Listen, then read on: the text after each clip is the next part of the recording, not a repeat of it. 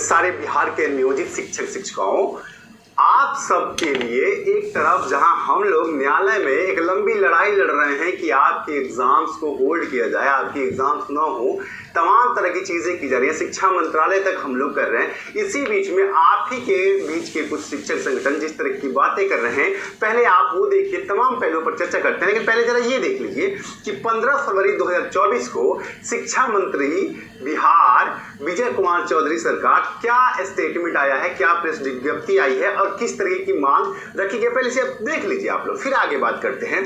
क्या कहा जा रहा है इसके पैरा थर्ड में कि ये कहा जा रहा है कि शिक्षकों की तरफ से लगातार मांग की जा रही है कि ऑनलाइन परीक्षाओं के साथ ऑफलाइन लिखित परीक्षा हो, अन्यथा पुराने शिक्षकों को कठिनाई होगी। मुख्यमंत्री ने इनकी परेशानी को देखते हुए 2 बार ऑफलाइन लिखित क्षमता परीक्षा की आयोजन करने का निर्णय लिया है। अब इस तरह की मांग की जाएगी शिक्षा मंत्रालय से, तो शिक्षा मंत्रालय के लिए बहुत आसान है ये मांग मानना, जब आप ये कहेंगे कि एक तरफ आप ऑनरेबल कोर्ट के अंदर, हाई कोर्ट में ये कह रहे हैं कि हमको एग्जाम नहीं देना है हमें, और इसके पीछे एक लॉजिक भी आप समझिए कि किसी भी एग्जाम को लेने के लिए ना उसकी नौकरी से पहले उसका एग्जाम होता है, क्षमता परीक्षा उसकी नौकरी से पहले होती है, क्या वो एलिजिबल है या नहीं है, तब आप उसको नौकरी देते हैं।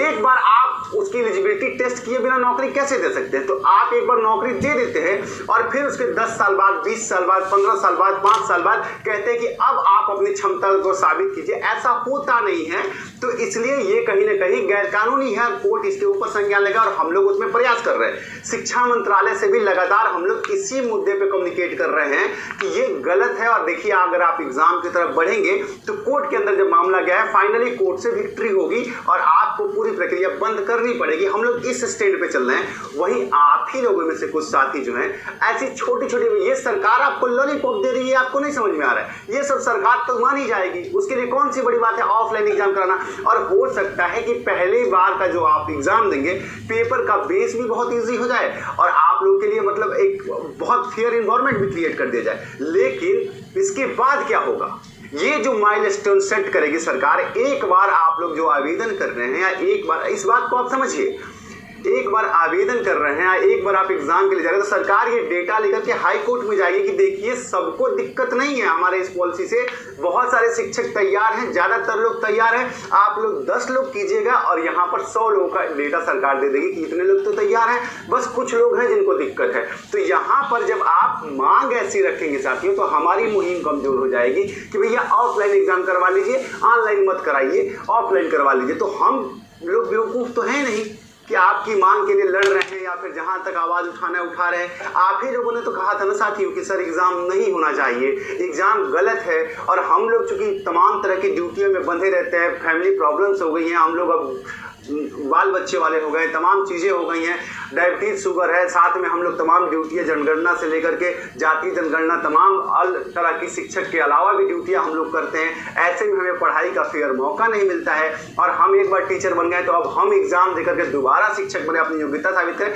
ये गलत है। ये आप ही लोगों ने कहा था साथियों, तभी हम लोग इस मुहिम को जुड़े हैं, तभी हम लोगों ने इसको आगे बढ़ाया, तभी इस लड़ाई को हम लोग लड़ रहे हैं। अब इसी में से आप ही लोग अगर ये स्टैंड ले लेंगे कि ठीक है ऑफलाइन एग्जाम करा लीजिए, हम लोगों को कोई दिक्कत नहीं है, तो फिर हम लोग क्या करेंगे? वैसे भी एज ए कोर्ट ऑफिसर हमारा काम तो सिर्फ रिप्रेजेंट करना है। अगर आप लोग इसमें बढ़ जाएंगे साथियों, तो नुकसान तो आपका होगा अल्टीमेट। ये बात कहाँ से आ रही है सरकार के पास, ये ऑफलाइन का विकल्प कहाँ से आया? जब प्रेस विज्ञप्ति में सरकार झूठ नहीं बोलती है, याद रखिएगा आप लोग, जब प्रेस विज्ञप्ति में सरकार साफ कर रही है कि शिक्षक संगठनों की तरफ से लगातार ये मांग की जा रही है कि ऑनलाइन के साथ साथ ऑफलाइन भी एग्जाम कराया जाए, क्योंकि पुराने शिक्षकों को कंप्यूटर का तजुर्बा नहीं है।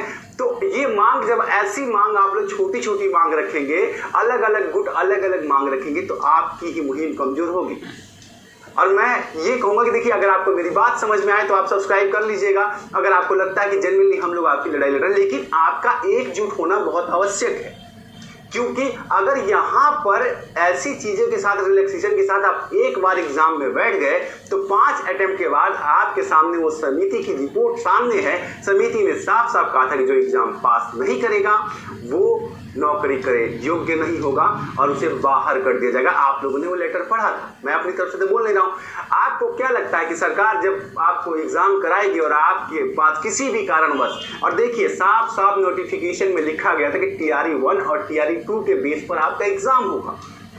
हम ये लड़ाई इसलिए नहीं लड़ रहे हैं कि हमें आपको एग्जाम देने से कोई दिक्कत है या आप लोग इसलिए, बात यह है कि ये अनएथिकल है। कल फिर कोई आएगा और एक एग्जाम लेने के लिए बैठ जाएगा कि भैया चलिए ये एग्जाम तो बहुत इजी था, आपको एक और एग्जाम देना है। ऐसी चीजें थोड़ी चलती है। क्या कोई IAS अधिकारी 10 साल बाद UPSC क्रैक कर सकता है? आप बताइए। क्या कोई PCS अधिकारी, क्या खुद BPSC के चेयरमैन अतुल सर जो हैं एक बार फिर से UPSC क्रैक कर पाएंगे आज के डेट में? तो ये तो वही बात हो गई ना कि आप लोग एक बार 10 साल पहले एग्जाम दे करके या जैसे भी आप लोग अपनी योग्यता साबित करके आ गए टीचर बनने के लिए, और अब आपको फिर से एग्जाम देना है।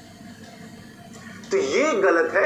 और इस स्टैंड पे फिलहाल सरकार का ये स्टैंड क्या है, ये मैं आपको एक बार क्लियर कर देता हूं। सरकार कह रही है कि ठीक है, आपको ऑनलाइन में दिक्कत है तो आप ऑफलाइन भी एग्जाम ले लीजिए, 5 बार हम आपका एग्जाम करा देते हैं और 5 बार में आप पास हो जाइए और आप शिक्षक बन जाइए, आप एग्जाम दीजिए। ये सरकार आपसे कह रही है और सरकार ये कह रही है, और अगर आप लोग मान रहे हैं तो फिर हमारा प्रयास निरर्थक हो जाएगा। फिर आप ही लोगों ने आदेश दिया था कि सर इसको लेकर के मुखर होइए, सर इसको लेकर के आप अपनी बात उठाइए, ऑनरेबल कोर्ट में जाइए, और आप ही लोगों की बात हम मान रहे हैं। अपनी तरफ से हम फुल स्टेप ले रहे हैं और आप लोग बैक स्टेप कर रहे हैं, और ये कहीं ना कहीं ठीक नहीं है। बाकी मर्जी है आपकी, आप लोग का जो आदेश होगा कमेंट सेक्शन में लिख दीजिएगा। अगर आप लोगों को लगता है कि एग्जाम आप लोगों को देना है तो बेशक आप लोग एग्जाम दे दीजिए, हमें लिख दीजिएगा, हम कल से अपनी मुहिम को रोक देंगे। मिलता हूँ। तो दोस्तों, आपने सुना कि जो हमारे एडवोकेट अमित पांडे जी हैं कितना प्रयास कर रहे हैं आप लोगों के लिए। ऐसे में बस आप लोगों से यही कहना होगा कि आप सभी लोग ज़रा एकजुट हो जाइए और परीक्षा का बहिष्कार कीजिए, तभी जाकर जो है ये केस मजबूत हो पाएगा। और वीडियो पसंद आए दोस्तों को शेयर कीजिएगा, और पल पल लेटेस्ट अपडेट के लिए लगातार चैनल के माध्यम से आप लोग जुड़े रहिए। धन्यवाद दोस्तों। जय हिंद, जय भारत।